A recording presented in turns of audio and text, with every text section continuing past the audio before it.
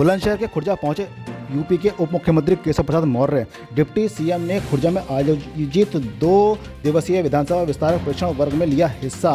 कार्यक्रम में हिस्सा लेने वाले विस्तारकों को संबोधित करने पहुंचे हैं सूबे के उप मुख्यमंत्री केशव प्रसाद मौर्य। कल भी उप मुख्यमंत्री दिनेश शर्मा समेत भाजपा के कई दिग्गजों ने विस्तारकों को किया था संबोधित। बुलंदशहर के खुर्जा के स्थित रॉयल रिसोर्ट फार्म हाउस का आयोजित में 2 दिवसीय कार्यक्रम।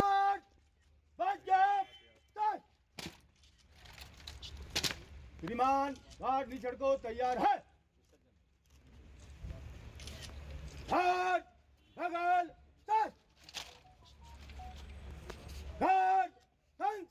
भारतीय जनता पार्टी का 3 क्षेत्रों का यहाँ पर विस्तारक प्रशिक्षण वर्ग था इस कार्यक्रम में, और विकसित भारत मेरा संकल्प यह भी एक कार्यक्रम है। विभाग के अधिकारियों को कुछ आवश्यक निर्देश दिए हैं। हमारे यहाँ एक ग्राम चौपाल का अभियान चल रहा था, 30 दिसंबर को उसके 1 वर्ष पूरे होंगे।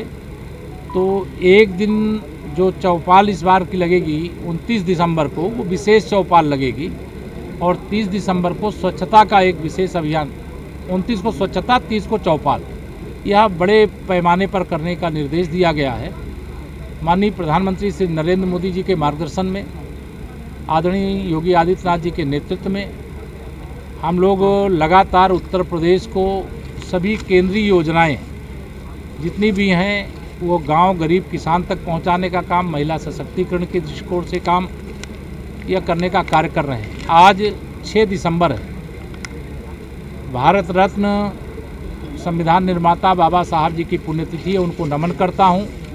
साथ ही आज 6 दिसंबर 1992 की भी याद आती है, क्योंकि 6 दिसंबर 92 को ही अयोध्या में श्री रामलला की जन्मभूमि पर जो कलंकित ढांचा था उसको ढहाने का दिन है, और आज शौर्य दिवस के रूप में मनाया जा रहा है। लेकिन अब तो 22 जनवरी का सब लोग इंतज़ार कर रहे हैं रामलला के भव्य मंदिर निर्माण का।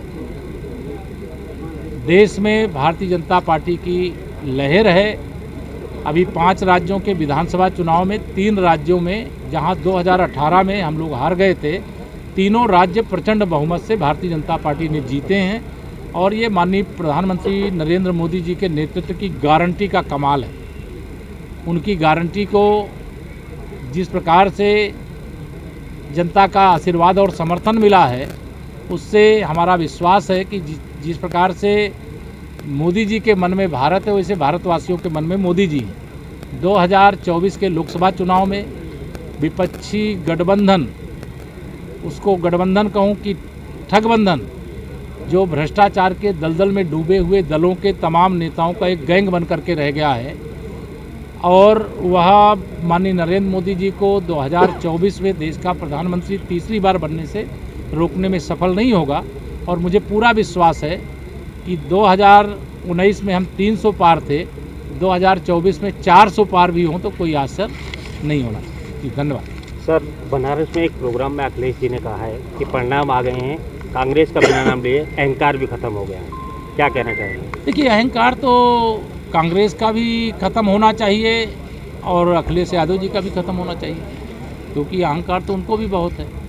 तो हम लोग तो 2024 में उत्तर प्रदेश की 80 की 80 लोकसभा सीटें जीतेंगे। अखिलेश जी कांग्रेस के लिए क्या कह रहे हैं, कांग्रेस अखिलेश जी के लिए क्या कह रही, इससे भाजपा को कोई लेना देना नहीं। क्योंकि 2019 के लोकसभा चुनाव में सपा, बसपा, कांग्रेस और राष्ट्रीय लोकदल, ये चारों मिलकर के हमारे खिलाफ चुनाव लड़े थे। फिर भी हमने उत्तर प्रदेश में 51% वोट प्राप्त किया था, 64 सीटें जीते थे, और इस बार तो हम लोग 80 की 80 लोकसभा सीटें उत्तर प्रदेश की जीतेंगे। राहुल गांधी जी को लेकर के सर एक बयान आया है कि अभी तक तो राहुल गांधी युवराज थे, लेकिन जिस तरीके से हारे हैं चुनाव, यमराज बन गए, क्या कहना है सर? देखिए, मैं ऐसी भाषा का प्रयोग नहीं करूंगा, यह भाषा उन्हीं को बोलने दीजिए, कांग्रेस के लोगों को। हमारी ओर से इतना ही कहना है कि कांग्रेस हो या भाजपा विरोधी कोई भी दल हो और कोई भी नेता हो, हम किसी के प्रति अनादर पूर्ण शब्दों का प्रयोग नहीं करते हैं, सबके प्रति व्यक्तिगत तौर से आदर करते हैं। हमारी विचारधारा सबसे अच्छी विचारधारा है, हमारी नीतियां सबसे अच्छी नीतियां हैं। हमने जो वादा किया जनता से उसको पूरा किया है। हमने भ्रष्टाचार मुक्त भारत बनाने का हमारे प्रधानमंत्री जी ने वादा किया, और कांग्रेस के समय में भ्रष्टाचार इतना होता था कि 100 रुपया में से 15 रुपया पहुंचता था लोगों के पास, 85 रुपया ये सब खा जाते थे। समाजवादी पार्टी के समय गुंडागर्दी चरम सीमा पर थी। आज गुंडागर्दी उत्तर प्रदेश से ख़त्म करने का काम हुआ है। सपा की सरकार के समय बिजली आती नहीं थी, भाजपा की सरकार के समय बिजली जाती नहीं। हमारी सरकार जो सुशासन का वादा, विकास का वादा, गरीब कल्याण का वादा, किसान उत्थान का वादा, महिला सशक्तिकरण का वादा, यह सारे वादे पूरा करने का काम कर रही है। एक और सब सवाल है गौमूत्र को लेकर के, कहा गया है कि सनातन को लेकर के कि भाजपा केवल गौमूत्र वाले राज्यों में ही जीत सकती है। देखिए, भारतीय जनता पार्टी पूरे देश को जीतेगी और लगातार हम लोग जीत भी रहे हैं। आज 18 राज्यों में या तो भारतीय जनता पार्टी की या भारतीय जनता पार्टी गठबंधन की सरकार है, और जो इस प्रकार की भाषा बोलते हैं वह दिन दूर नहीं है जब तमिलनाडु, केरल और आंध्र में भी कमल खिलेगा और भारतीय जनता पार्टी की सरकार होगी। करणी सेना के प्रमुख की हत्या कर दी गई, करणी प्रमुख की हत्या कर दी गई। वो दुखद है। मैं इस प्रकार की जो घटना हुई है उसकी निंदा करता हूं, उनके परिवार के प्रति संवेदना जाहिर करता हूं। और अभी चूँकि कांग्रेस वहाँ पर सरकार में थी और अभी हमारी सरकार ने शपथ नहीं लिया, और यहाँ इस तरह की घटना हो जाना ये दुखद है, दुर्भाग्यपूर्ण है, और उसमें पुलिस कार्रवाई करेगी और जो भी हत्यारे हैं उनको पकड़ा जाएगा, उनके खिलाफ कार्रवाई होगी। लेकिन घटना जो हुई है वो दुखदायी है। धन्यवाद।